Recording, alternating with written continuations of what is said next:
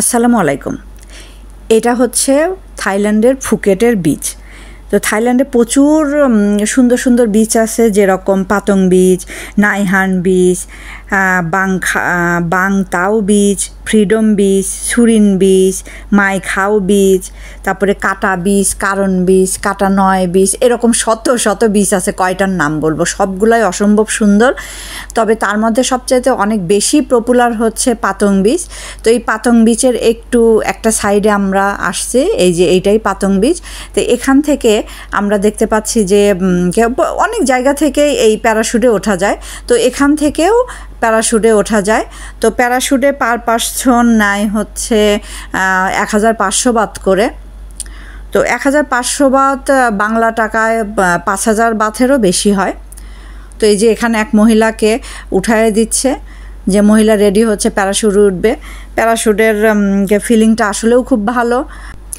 বেশ উঁচুতে উঠে পাখির মতো বাতাসে অনেক সাউন্ড হয়, ওখানে পাখির মতো করে ঘুরে বেড়ানো যায়। বেশ ভালোই ফিলিং ওখানে। তো এইটাতে আসলে ঘুরে বেড়াতে কিন্তু টাকা পয়সা লাগে।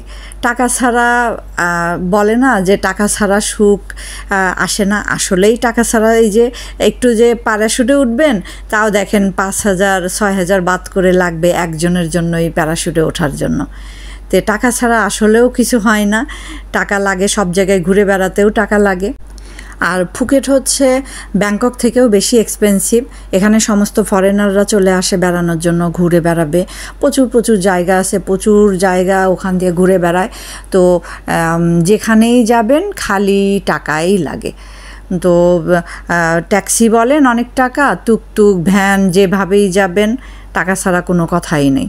যে হোটেলেই ওঠেন, 5 স্টার হোটেল, 4 স্টার হোটেল, যে কোনো হোটেলে তো অনেক টাকাই লাগে। ফুকেটে এরকম প্রচুর অ্যাক্টিভিটি আছে, যেরকম হাতির পিঠে ওঠা যায়, বিভিন্ন বোটে করে ওরা বিভিন্ন আইল্যান্ডে নিয়ে ঘুরে বেড়ায়। ক্রাবি বলেন, সব পিপি আইল্যান্ড বলেন, সবগুলোতে ঘুরে বেড়াবে। তারপরে নৌকাতে করে ঘুরে বেড়ানো যায়, ব্যানানা বোটে তো ওঠাই যায়। তো এরকম প্রচুর এরকম আছে। এই যে এখানে উপরে এটা প্যারাশুটের উপরে দারুণ একটা ফিলিং। প্যারাশুটে কোনো রিস্ক নাই, কোনো প্রবলেম নাই, জাস্ট সবাই উঠে পড়তে পারে, যে কোনো এজের মানুষই উঠতে পারে, কোনো সমস্যা নাই। অনেক মজা লাগে, ভালো লাগে। তো এই তো আরও ফুকেটের তো প্রচুর এরকম কত কিছু জায়গা আছে। তো পাতং বিচটা এটা, এই যে এই মেয়েটা থেকে ঘুরে আসলো পাতং বিচ।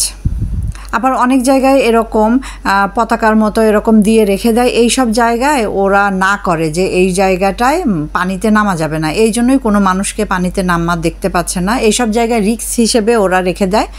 আর অন্য আরও জায়গা আছে যেগুলোতে মানুষ পানিতে নামতে পারে। তো ওকে, আল্লাহ হাফেজ, সবাইকে ভালো থাকবেন।